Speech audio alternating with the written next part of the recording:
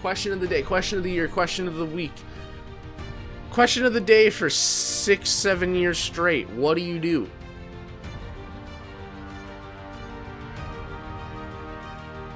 Hopefully next year. I could say next year's our year. I could go on. Next year's our year. We're coming back 10 times stronger. You know, the demons, they're still there, but they're so tiny now that it's not even a problem. No.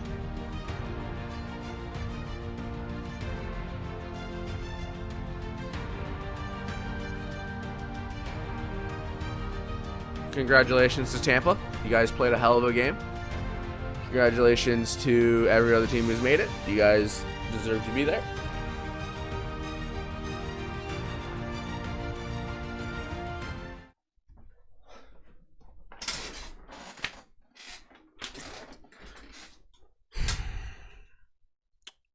Well, that went to sh**. I know I made this video a while back. What now for the Leafs? What do the Toronto Maple Leafs do now? I hate everything right now. I just finished watching the Leafs come back from a amazing, we'll get into that. We just finished watching Game 5. Round 2, Game 5. I'm confused and irritated, and I'll get into that. Why? And I will answer the question, what now? Because some things happened and some things did change to that what now. And here's what I want to get into. So I'm going to run through. I wrote notes. The entire playoffs. Or at least the Leafs. Now that we know that they're eliminated, I am very sad and I want to die. We're going to start out with Kyle Dubas. His trade deadlines and offseason pickup. So he picks up Ryan O'Reilly and Noel Acciari, Jake McCabe, Sam Lafferty, Luke Shen, and Eric Gustafsson. I still can't say it. That's what happens. Keep those in mind. Keep those names in mind. Great pickups, I will say. They pretty much did their job. And they did their job in what they needed to do. So I'm going to start out with I've already said what I'm starting out with, but I'm going to get into what happened in the last 8 years and what happened this year. So, 2013, we all know it. Game 7 loss, OT to Boston. The 4-1 lead. Whoop-de-doo. 2017 was a Game 6 loss to Washington. That was a young core. Young Willie Nylander, young Marner, young Matthews. Okay. 2018, Game 7 loss to Boston. It was a blowout. It was 7-4. 2019, Game 7 loss to Boston. It was another blowout, 5-1. 2020 was a Game 5 loss to Columbus, and it was because of COVID back when they were playing in the play-in. Still couldn't even win around then. 2021 was a Game 7 loss to Montreal, where they blew a 3-1 series lead. Hooray. 2022, last year, was the video that I made, was a Game 7 loss to Tampa. It was a close 2-1 game, and they just couldn't finish. 2023 woke up and decided, I'm different. And here's what happened. So after the pickups, they started playing even better. Made the playoffs, and they actually won a playoff series in 6 games over Tampa. And it took them to overtime for that. So, yeah, my excitement level is through the roof. We'll get into that. And then they lose in 5 to Florida. Okay, well, that's fun. We'll go in round 1. We'll talk about round 1 real quick. So, game 1, they were completely blown out, 7-3 in a loss. Game 2, they blew Tampa out, 7-2. Game 3 was horrible. Sloppy. Just horrible OT win. Somehow came back and won it, 4-3 in overtime. Game 4, Tampa decided to be the Leafs for a minute, and they came back and from a 4-1 deficit, won in overtime 5-4. Game 5, they tried to. They were really adamant of playing in the last 10 minutes of the game to bring it back to overtime. Game 3 and 4 were both won in overtime. So they really tempted to bring it back to overtime, and instead they lost 4-2. And in Game 6, Ilya Samsonov decided, I don't want to lose, stood on his head, and they won it in overtime 2-1. And won a series in 19 years. And that's originally where I was going to make my video, because that was the what now. That was the what now. And the what now that was the answer. What now was the pickups. Was you needed the goalie, Ilya Samsonov, you needed Ryan O'Reilly, you needed Luke Shen, you needed all these guys. But it seemed like they were playing for a series win. They wanted to win a series. They didn't care what was happening after. And it shows. Game 1, round 2, they played well. They just couldn't put it past Bobrovsky. And they lost 4-2. But Matthew Nye scored his first goal, so we're happy about that. Game 2, the defense wasn't there. They disappeared. They fell asleep over the first and didn't wake up until 10 minutes in the game. They lost. Or 10 minutes left in the game, and they lost 3-2. Game 3, they were horrible. Horrible. And they lost 3-2 to overtime. They shouldn't even have taken it to overtime. Game 4, they smartened up. They decided, we're not getting swept. They played. They won 2-1. Brought back hope for Leafs fans. And then Game 5. A lot to talk about with Game 5. They came back. Should have won in regulation. And I'm going to talk about that. And you can call me a average Leafs fan all you want. But I have proof. Anyways. And they lost in OT. 3-2. And they lost the round 2. So it's been 19 years since they've won a second round. That's the new joke, I guess. A couple little playoff facts here, especially this year. So Justin Hall, 72% of goals for Tampa. And it was like 8 out of 13,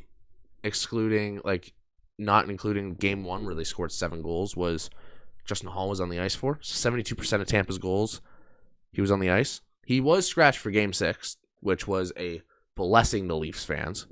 And he didn't play games 1 and 2. He didn't.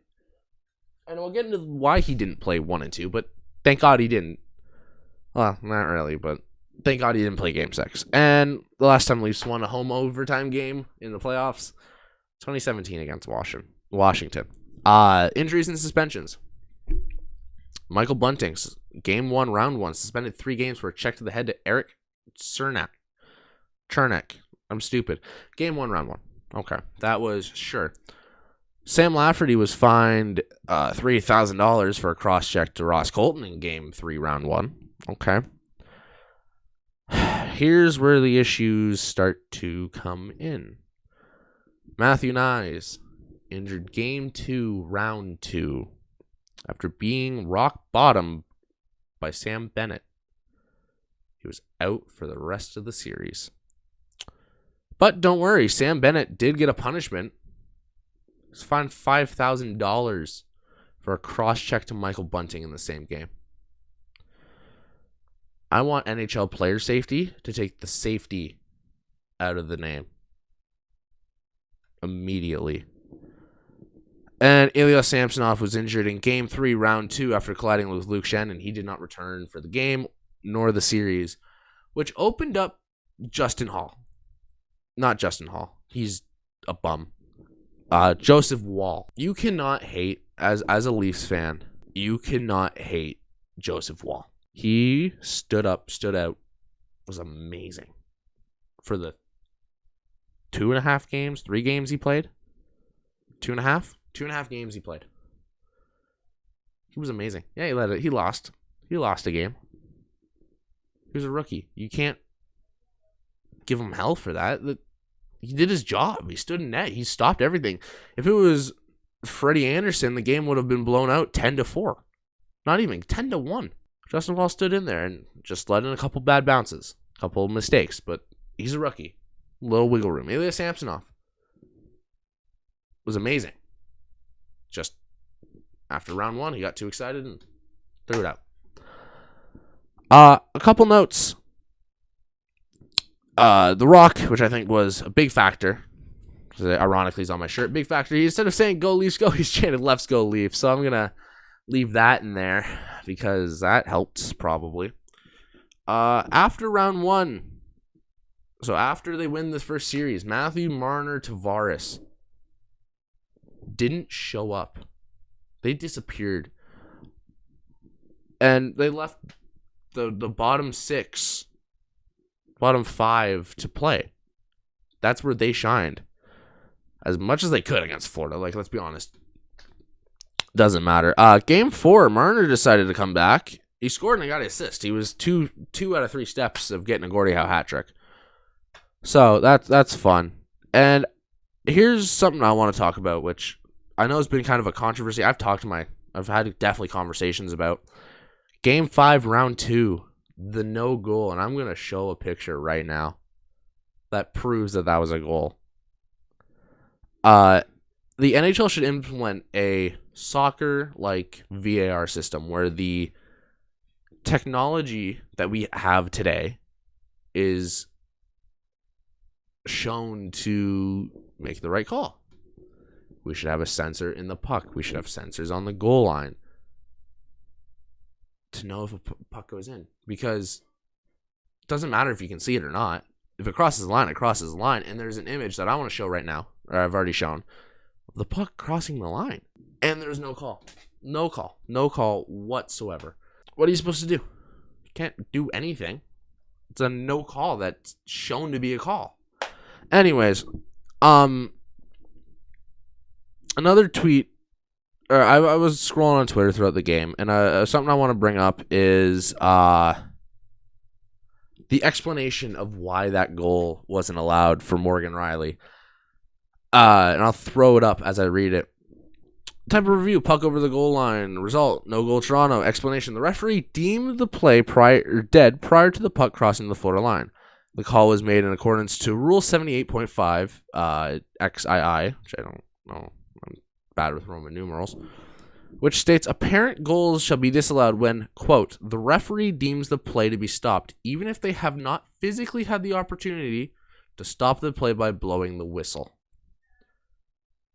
That's the problem. That is the equivalent of saying in the MLB, the pitch should be no, like, if a pitcher balks or something, or there's a call or something where you need batter calls time and they don't call time, but oh wait, no, that pitch doesn't count because I thought of time.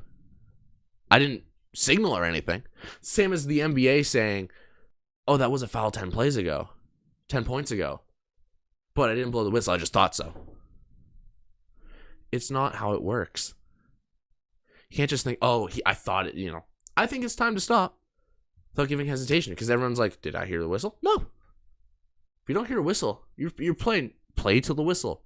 That's what everyone's taught as a child when they're playing team sports that involve whistles. Play to the whistle. So if you're not playing to the whistle, what are you playing then? Playing till the ref says stop? That's not how it works. Another tweet, if this is from Twisted Leafs on Twitter. If the league invested in VAR technology like in soccer, instead of digital board ads, the game would be more than likely tied. Brings it back to the point of if they actually spent the money on things that matter. Marketing is a thing. I'm in marketing. But some things are more important than marketing. There's a thing called commercials for a reason. All I'm saying is that the Leafs, I want to say they got screwed. You can call me the average Leafs fan, blaming the refs, but they kind of got screwed out of that game.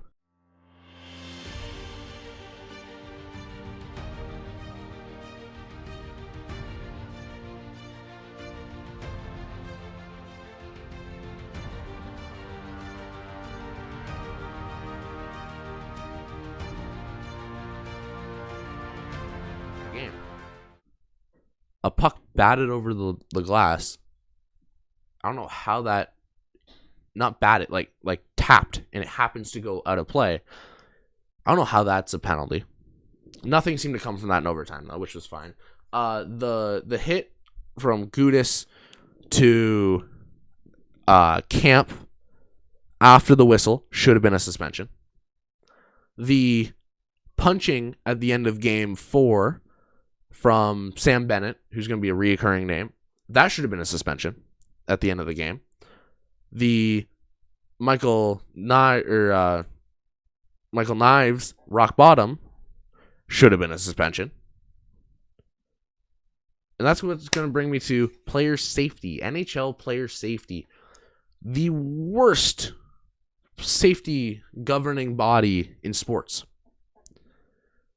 How can you say that someone's not injured enough to be suspended? Matthew Knies was concussed for the entire game. Series could have gone completely other way. if Matthew Nyes wasn't concussed. It's the same thing to happen against Tampa, where the refs didn't care enough to call blatant calls. The Leafs, it's gone both ways. I've seen calls for the Leafs that should have been called. I've even pointed them out. I'm like, that should have been a call. But it just seems to be more noticeable against the Leafs. Now, if you're saying it's not a Leafs thing, imagine the uproar when if Darnell Nurse or Alex Petrovich, I can never say his name, the guy from Vegas who suspended a game for slashing someone's wrist, an intent to injure, but elbows to the head, slamming someone's head to the ground. That's fine. It's not your wrist. No, your wrist has all these, bone. It has a couple bones and blood vessels and nerves, but your brain doesn't matter. So what's the what now? The what now has been answered. We found the what now. We needed goaltending. We needed some pickups that we should have originally, we never thought to get. But we found the what now from last year. But what's the what now going into next year? Get rid of Justin Hall. His contract expires. Do not re-sign him. Hell, send him to the ESHL or a beer league. Enough said. Re-sign your top guys. And I'm going to keep saying this because I said this last year. Your top guys get you there. And they showed up in the first round for once. But now they're going to show up. Now they know what the second round's like. They're going to show up. They almost just reverted back, though.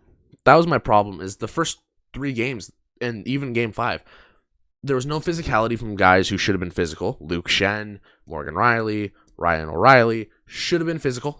Noel Chari, all should have been playing physical. They were not. Nothing you can do. They almost were like, we don't want to play physical. It's almost like Sheldon Keefe said, don't play physical. Okay. We do need to play. I know a lot of people are, you got to find the open lane. You got to pass the puck around. That works in regular season for sure. Because if you lose a game, okay. If you win a game, okay. The playoffs, it doesn't really work. You can't score from passing around the blue line. Especially in a dire situation, series on the line, and you're down 2 games, 3 games in the series. You pass the puck around the blue line, you pass it around the net, no one's going to score. Other teams are going to pick up on it and say, you know what, I'm just going to move a little closer. We're going to cover man. That's what Florida did at the beginning of the game. Beginning of the game and throughout the entire series, Florida played man. They didn't play zone unless they needed to, but they played on their man. Caused a bunch of turnovers. You can't do that. You have to shoot. Any shot in the playoffs is a good shot as long as it hits the net. It doesn't have to go in as long as it's just on target. So what's the what now? We have the keys. We just need to execute. I'm gonna leave this one to you. What do you think? Do I say fire Dubas? No. Dubas got you here. Do I say fire Keefe? Maybe, but who are you gonna replace him with? Who do you say? Who do you need to fire Shanahan, the owner, or whoever it is? Whoever Shanahan is, I forget what role he is. Do you fire him? No, you don't. Don't get Dubas. He has connections. Maybe Keefe. Again, who are you going to replace him with? Who's going to get you there? I think that's a lot of people don't remember is who got you there. And I know it's it doesn't matter who got you there. It matters who wins it. But you can't win it if you don't get there. Places things need to fall together. Things need to fall in the right places. Things will probably happen this offseason. I'm excited to see what will happen. I'm also nervous to see what happens because I don't want them to make a dumb move. I keep saying trade Marner for Bedard. Trade Marner for this. Trade Marner for this. Why you trade Marner? He got you there. He had a hell of a series in the first series. 11 something assists. 12 assists. He had 12 assists in the playoffs. Sure, he didn't score a goal. He scored a couple goals. 12 assists. That's what he's... Marner, and I want people, whoever's watching this, to listen to this. And if you are a Marner hater, I want you to think about this. Marner isn't a guy to shoot the puck. He's a playmaker. He's not a shooter. He gives the puck to Matthews. Him and Matthews feed off each other like it's nothing. Do I say maybe change up the Matthews line, put Nylander up there? Maybe you should have put Nylander, Marner, Matthews? Sure. But who knows? Anyways, I'm leaving this to you. If there's anything that I forgot about or anything that you think should change, let me know in the comments. If you're wondering who I'm cheering for now, I want Oilers.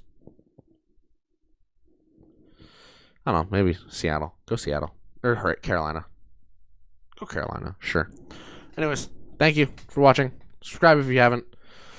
More sports content coming soon to this channel, and I will see you later.